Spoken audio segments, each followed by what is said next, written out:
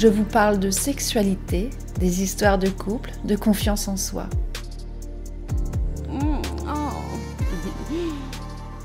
La Voix d'Annie, un podcast pour les femmes et les hommes pour se réconcilier avec votre sexualité, l'apprivoiser, se l'approprier. Heureuse de vous retrouver pour ce 6e épisode. Je suis Annie Kérinck, thérapeute en développement personnel et formée à la sexothérapie. J'espère que le 5e épisode vous a permis d'y voir un peu plus clair dans votre façon d'aimer et d'y avoir aussi mis quelques changements dans vos habitudes amoureuses. Aujourd'hui, je vais vous parler d'un sentiment que chacun d'entre nous peut ressentir. La culpabilité dans les couples et les relations en général. Ça vous dit quelque chose, cette culpabilité ? Eh bien moi, oui. Longtemps, je me suis sentie coupable de faire certaines choses, de dire certaines choses, et les raisons de me sentir coupable ne manquaient pas. D'ailleurs, il m'arrive encore de temps à autre de ressentir cette sensation désagréable qu'autrefois je supportais difficilement. La culpabilité nous fait rester dans des situations inconfortables ou même quitter des situations qu'il n'aurait jamais fallu quitter. Qui n'a jamais ressenti de la culpabilité ?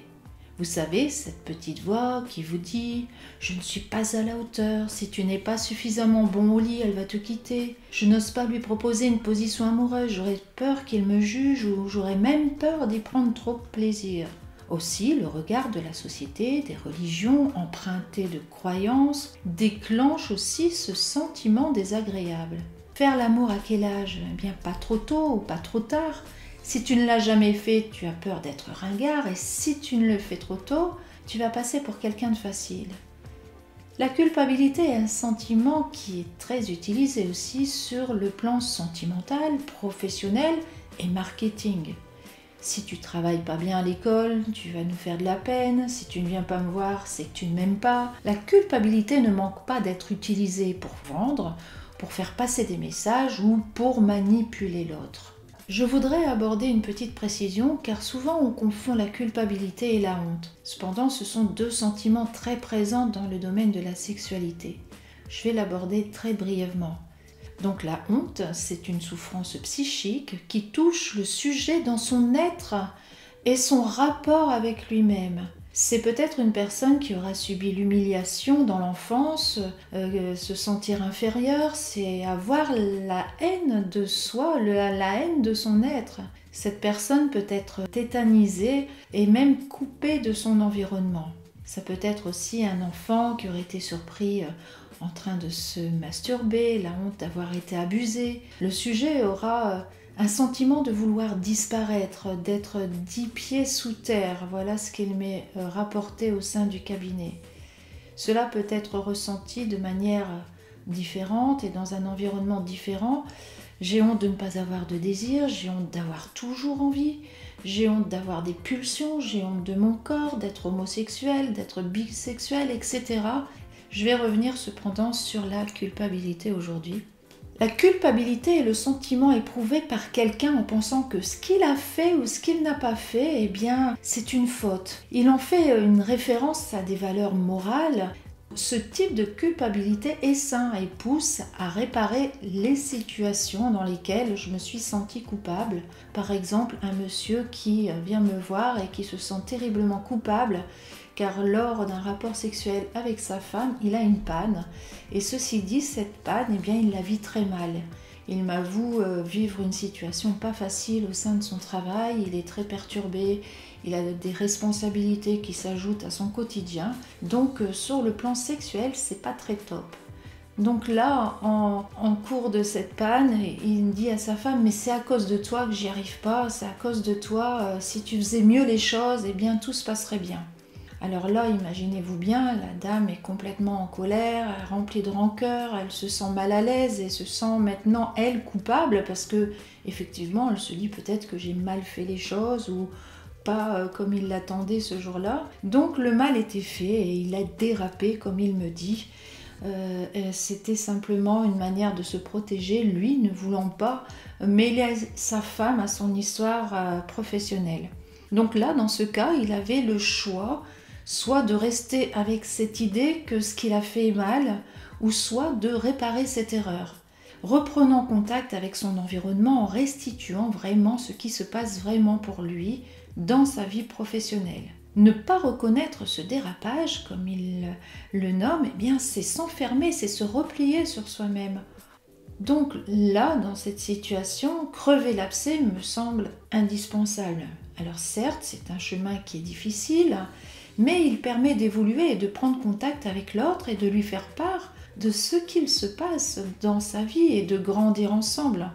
Dans ce cas, la culpabilité lui a permis d'évoluer un chemin de réparation sans l'enfermer dans sa culpabilité. La culpabilité injustifiée, eh bien c'est la culpabilité où on se sent coupable de tout et de rien.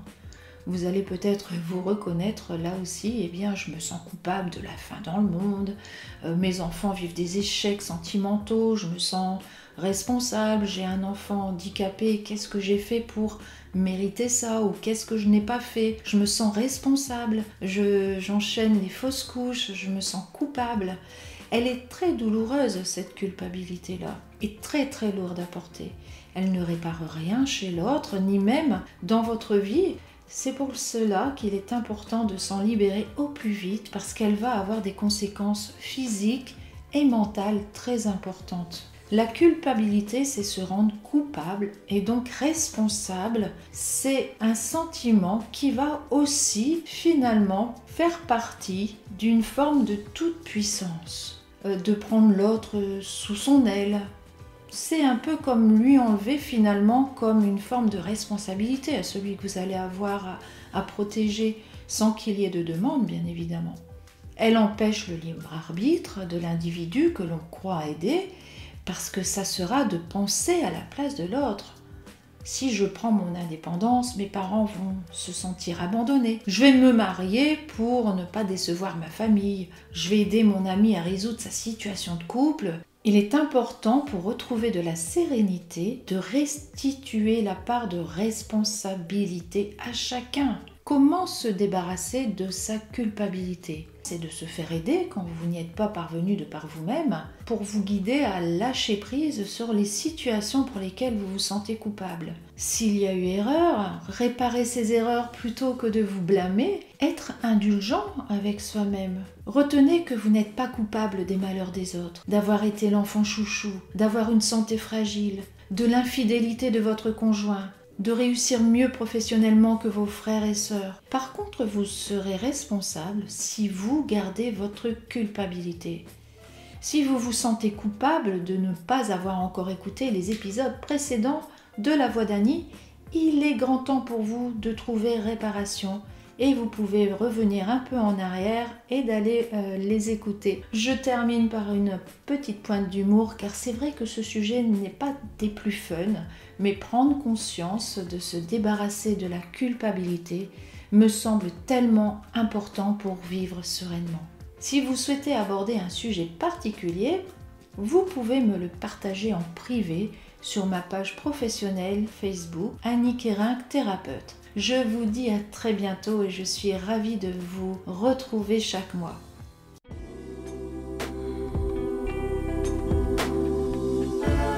La Voix d'Annie, partez à la découverte de vos plaisirs. Oh.